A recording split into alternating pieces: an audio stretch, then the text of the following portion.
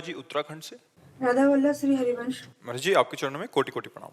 महाराज जी साधु का अर्थ जो मैंने समझा है वो है त्याग, तपस्या, शांति। तो क्या कोई इंसान साधु बन सकता है या साधु जन्म से ही साधु पैदा होता है? जैसे कि नहीं, आप इंसान ही साधु बनता है।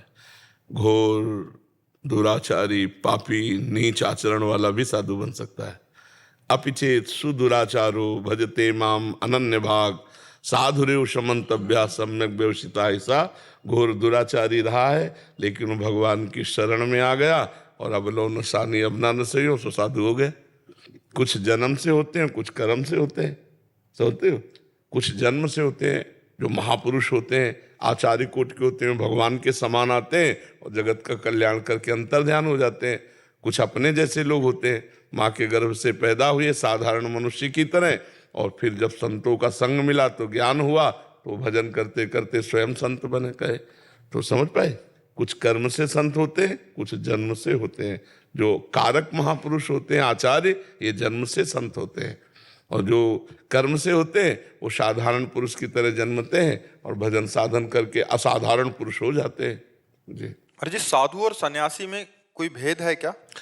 देखो, साधु आचरणों को लेकर के सब हैं, जो जितने भी संप्रदाय हैं, जितने भी संत हैं, चाहे वो वैष्णव हो, चाहे वो सन्यासी हो, चाहे जो ये जो साधु है, ये स्वभाव को और लक्षणों को लेकर के कबहूं कहों यह रहनी रहोंगो श्री रघुनाथ कृपालु कृपाते साधु स्वभाव गहोंगो। साधु वेश को नहीं कहा गया है, साधु स्वभाव और लक्षणों को कहा गया है।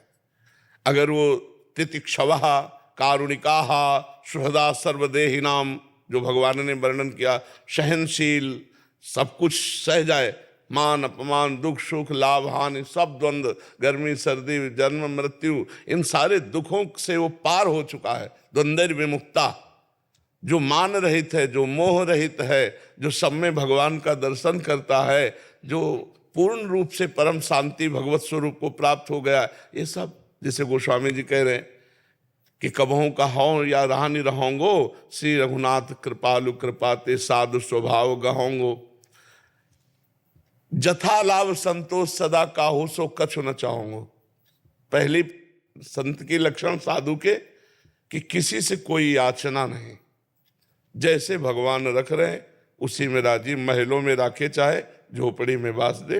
पहला लक्षण है कि वो सहनशील, जैसे भागवत में तितिक्षवा, तो यहाँ कहा जैसे भगवान ने जथा लाभ संतोष सदा काहू सो कछ न चाहोंगो परहित निरत निरंतर मन कम वचन नेम निभाओंगो। सदैव हमारे द्वारा शरीर से, वाणी से और मन से दूसरों का कल्याण हो, दूसरों का मंगल हो, ये साधु स्वभाव है। परुख वचन अति दुशाश्रवण सुनते ही पावक न दहोंगो। हमारे को बहुत गाली दे, कड़वा बोले तो भी हम उसके ऊपर प्रसन्न रहेंगे, उसके ऊपर नाराज नहीं होंगे।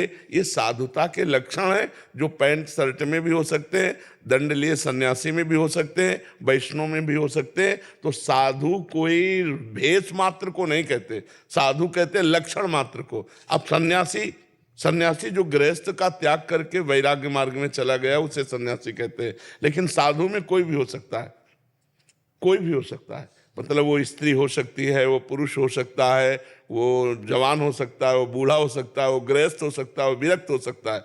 पर सन्यासी उसी को कहा जा सकता है जो विरक्त है, जो दंड धारण किए हुए है, जो वैराग्य मार्ग का प्रतीक है। समझ रहे हो?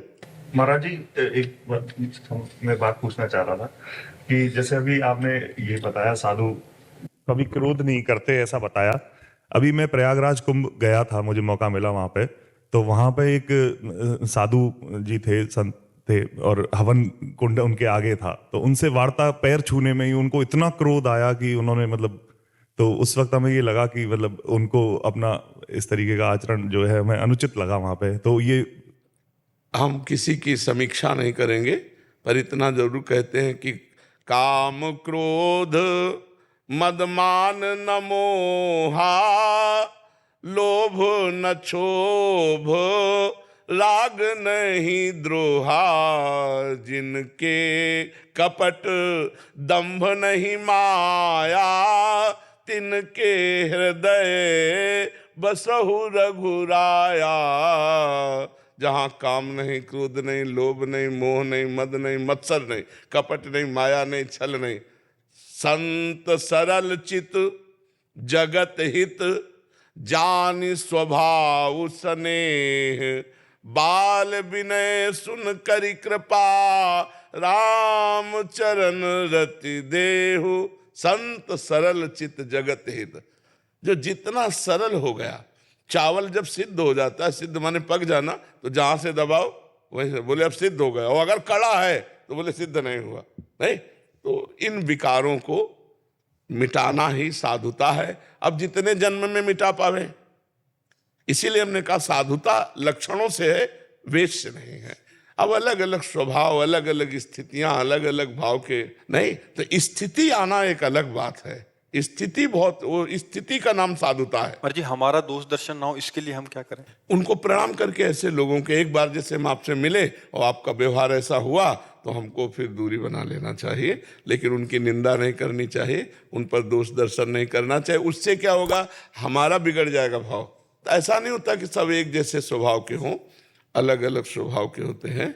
जैसे दुर्वासा जी क्षण में साप दे दे, क्षण में साप दे दे। महाभागवत अम्बरीश जी, तो साधु किसको कहा गया? अम्बरीश जी को। भगवान ने कहा दुर्वासा जी को विप्र कहा, और अम्बरीश जी को दुर्वासा जी से ही कह रहे साधु हृदय मई हम, साधु मेरा हृदय, और अम्बरीश साधु है क्योंकि तुमने मारने की चेष्टा की, कृत्या उत्पन्न की, कटु व्यवहार किया, आज भी वो हाथ जोड़े वैसे ही खड़े हैं। 1 वर्ष तक अम्बरीश जी केवल चरणामृत में रहे। दुर्वासा जी जब तक 1 वर्ष में समस्त ब्रह्मांडों से भ्रमण करके नहीं आए, वो ऐसे ही खड़े रहे। इतना भी रिस नहीं कि हमने तो आपको निमंत्रण दिया है, कोई हमने गाली तो दी नहीं, और चरणामृत पिया है, आप इतना रोज काहे को कर रहे हो? चक्रवर्ती सम्राट है वो।